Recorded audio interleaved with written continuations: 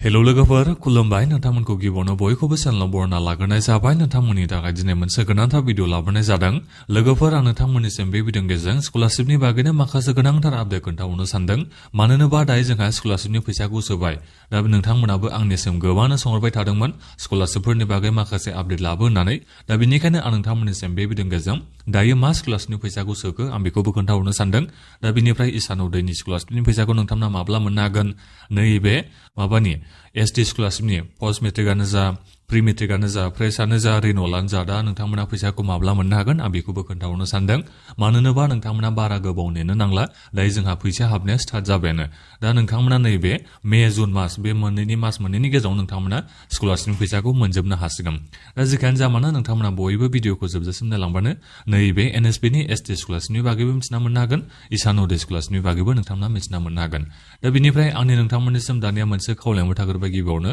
गासिबो नोंथांमोना चेनेलखौ साबस्क्राइब खालामना लाग्रोलायनानै जाहाथे नोंथांमोना बेबादिनो आपडेटखौ नैबे चेनेलनि गेजेरजों मोननो हायो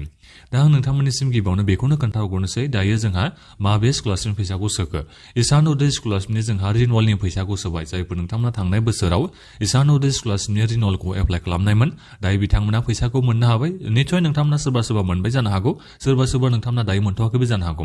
बेबायदि नङा जेनेबा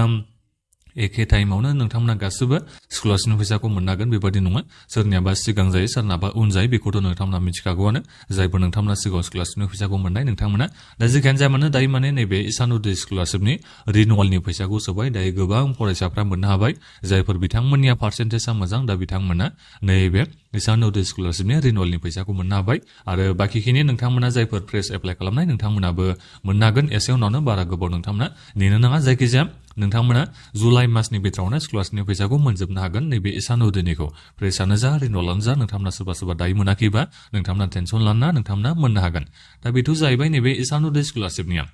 दा बिनिफ्राय नैबे एसटि स्कलारशिपनि post matric pre matric fresh renewal दा नोंथांमोनासो फैसाखौ माब्ला मोननो हागोन बेखौ गोबाङानो सोंहरगासिनो दङ दा बेखौनो आं नोंथांमोननिसिम बे भिडिअनि गेजेरजों बुंहरनो सानबाय जोंनि नैबे आसामावथ' जोंहा सरकार गोदान जासिगोन नङा होमबा दा बेनिखायनो नोंथांमोना नैबे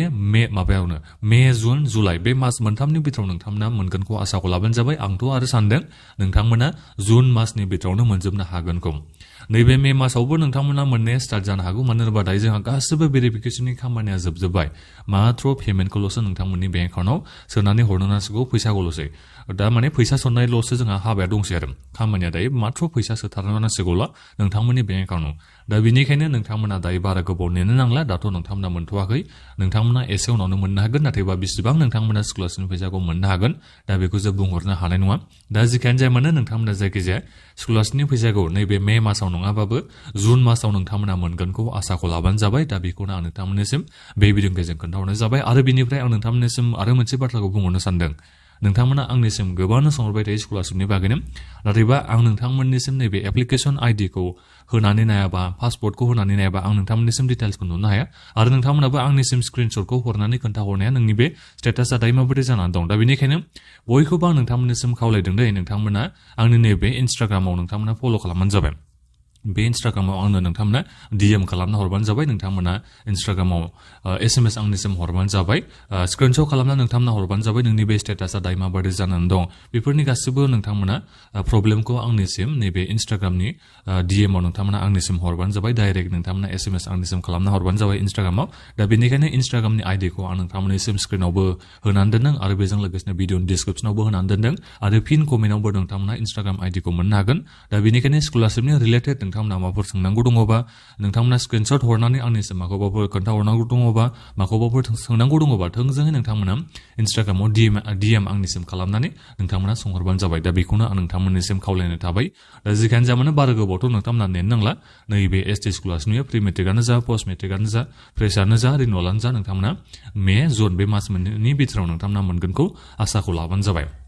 दा अब्लाबो मोनसे बाथ्राखौ आं बुंहरनांगोन लाखनि सायावबो बे सोनारगोन जोंनि नैबे एसटि स्कलारशिपनि बेलायाव ओरैबायदि फाल्थु जाखाबाय सोरबा मोनो सोरबा मोना सोरबाथ' बोसोरथामसो जालायलांबाय स्कलारशिपनि फैसायानो नामुनि सान गैया फैसाखौनो मोना एप्लाइल' खालामबाय थायो नाथायबा मोना दा बेबादि आरो दा बेनिखायनो अब्लाबो आं नोंथांमोननिसिम बेखौनो बुंबाय आरो नोंथांमोना मोननो हागौ खोमा जायफोर नोंथांमोना सिगाङाव स्कलारशिपनि फैसाखौनो मोनफेरथाराखै एबाराव आरोबाव लास्ट हप नोंथांमोना लाबावदो नैबे मे जुन मासाव नोंथांमोना मोनगोनखौ आसाखौ लाबानो जाबाय दा बेखौ नोंथांमोननिसिम बे भिडिअनि गेजेरजों खोन्थाहरनाय जाबाय नोंथांमोना माबाफोर सोंनांगौ दङबा भिडिअनि कमेन्टआव नोंथांमोना कमेन्ट खालामनो सोंहरदो आरो आं नोंथांमोननिसिम बुंखाबायनोसै इन्स्टाग्रामाव नोंथांमोना गासैबो आंखौ फल' खालामनानै जेसांखिनि नोंथांमोना सोंनांगौ दङ बेखौ DM डाइरेक्ट SMS आंनिसिम खालामना नोंथांमोना सोंहरबानो जाबाय इन्स्टाग्रामाव दा बेखिनियानोमोन बे भिडिअखौ नोंथांमोना गासिबोनोबो शेयार खालामदो आरो जाहाथे बेबादिनो नोंथांमोना भिडिअ मोननो हायो बिनि थाखाय गासिबो चेनेलखौ साबस्क्राइब खालामनानै लाबानो जाबाय दा बेखिनियानोमोन गोजोन्थों